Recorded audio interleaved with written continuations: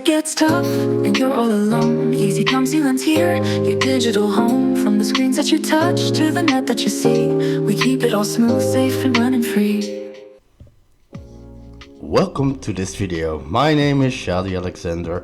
I am the owner of EasyCompZeeland, and in this video I'm going to show you how I built my own Saab CarPI using a Raspberry Pi 5, a GPS dongle, Bluetooth and many more stuff.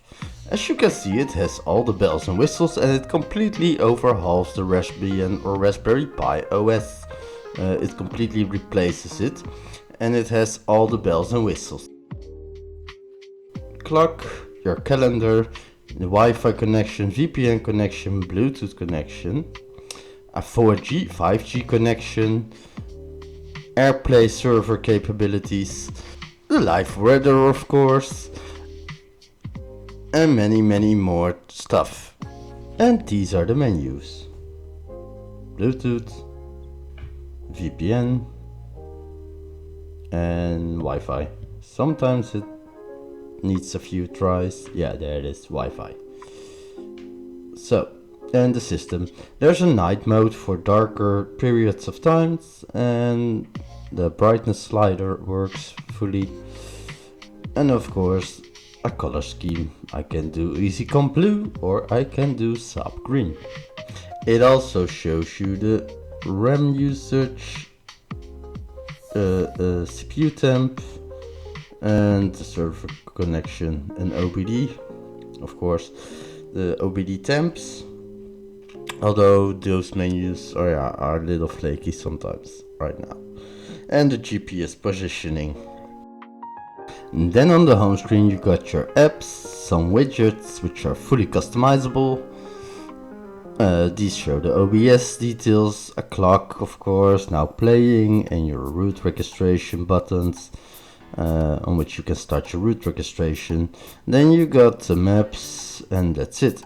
Onto the route registration tab. There you can see that it has tachograph, I don't know the name in English, capabilities. It can auto detect when you are started driving, and it will register the route positioning, etc. You can make a printout on your Bluetooth printer, which I have. Then on media you got internet radio, so every language, every country. Then all the files which are on the Pi itself or a USB stick. As you can see, I'm going back to the thingy now. You can see that every country is there. And yeah, these are the Dutch radio stations. I press play, then you will see the media player pop up, and the media player is also the YouTube player, as you can see there. So let's go over to there. It plays YouTube videos using the API, so there's no third-party app or browser involved. Now for some backstory. So the backstory is that I bought this device on AliExpress, which has all the bells and whistles. It's got 360 cameras, DHB plus radio. You can see it right now on screen, right? The fun fact is that it is a total scam product, and that it doesn't work, and it could be setting your car on fire. First, before I bought this, I messaged the seller to ask if it was compatible with my 2004 Saab, because it was a year off by the listing on AliExpress. And yes, she assured me that everything should be fine, everything should work, and everything should be okay.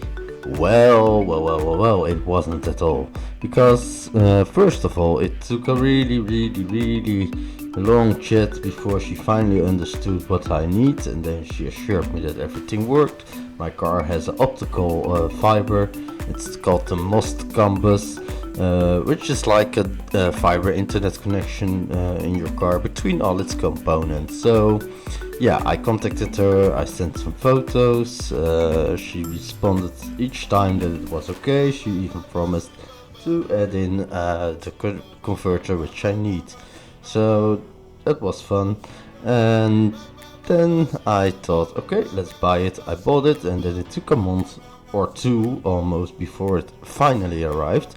But So I put it in my car and I connected it using the manual, and well, it almost smoked my car, or made it go up in flames, because I heard a poof and there was magic smoke out of the device.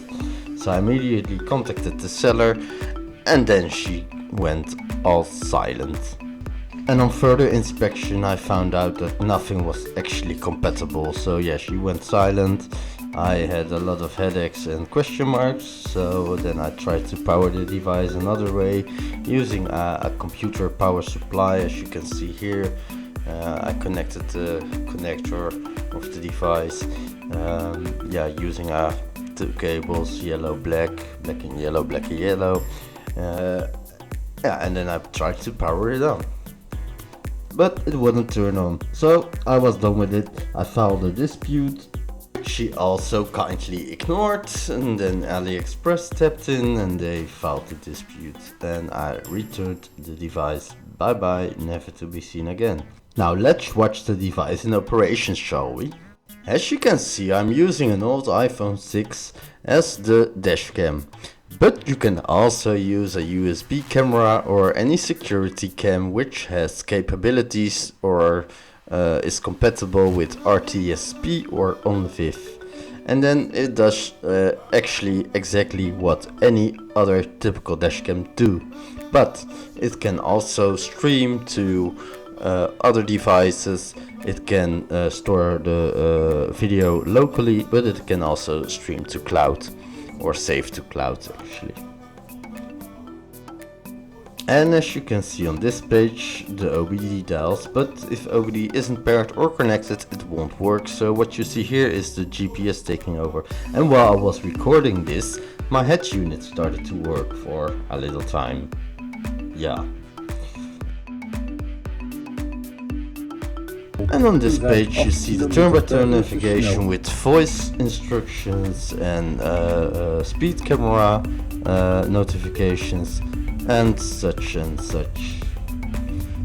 And it's based on OpenStreetMaps, and yeah, the rest you see is all built by myself, as I told you before. Now let me show you the beta version of this thing. So here you see how I built it. This is the old version of the software. Basically it was all open source out of the box server. In there you see that it is the old disk player where the disk drive used to be. Now there is a 4G modem in there and some power regulators, all because of the fact that the head unit is acting up all the time, like I said. So basically what I do here is converting 12 volt back to 5.1 for the Raspberry Pi and all its devices. Then the 4G network, 4G, 5G, just mobile internet, nothing fancy there.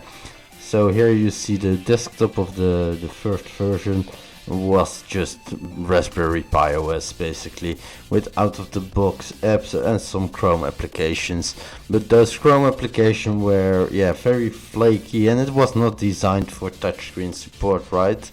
So I built first I built a CarPlay like clone, something which resembles CarPlay a lot, as you can see here. And yeah, it was just trying the different features. Can I do what I want to do? Can I build my own maps? Can I do media stuff within there? Can I communicate with all the devices within the Pi? Can I communicate with all the external devices? Basically just me trying, and that's what this is. So in the early stage I already had the maps figured out, and then I had a fallback to Foxtrot GPS, as you can see here. Foxtrot GPS is just an open source tool, and it's like Google Maps. So I had the maps very quick figured out, because that's easy stuff, to me at least. Another thing I figured out in an early stage was the camera and the PTZ, because again that's just API stuff, talking to your camera. That's not that hard too. But at this point it did not have a live view. so I could only hit record, and yeah, basically that was it. Then on the other tab I show you the old style radios. It just had a few basic stations, and it had mainly shortcuts to other apps like VLC, Kodi, Spotify, YouTube and Apple Music. So it was not integrated yet. And then the settings page on which nothing worked. Not the color scheming and not the slider for the brightness. So yeah, nothing to see here actually. It was basically just dummy stuff. And now for the final version. As you can see, this is the final version, and here I show off the voice control which I built in. I called it Saabje. It's a word to make Saab a little bit smaller in Dutch. It's like a nickname for my car. And what I can do is basically more than Siri. I can use it as a kit to, like in Knight Rider, to talk with it and have some conversations. I can ask questions. I can basically ask it to play me music, go to somewhere, navigate to somewhere, go to a website, and so on. And it can tell me jokes. It is aware of itself that it is a car and that it is a Saab, so yeah, it basically knows what to say. Here I show you the GPS dongle which I used. It's just a thing of AliExpress. I bought it like years ago. And for audio I use a digital audio converter, that is. So, and that's also bought of AliExpress for dirt cheap, like €1 something. And basically that's all there is to it. My Saab CarPI. Want to have some more information or get in contact? Check my website EasyCompZeeland.nl. We are also on Facebook, X, Instagram, Tumblr. We have a podcast and all more stuff. EasyCompZeeland.nl. Thank you for watching. Bye. Please like and subscribe.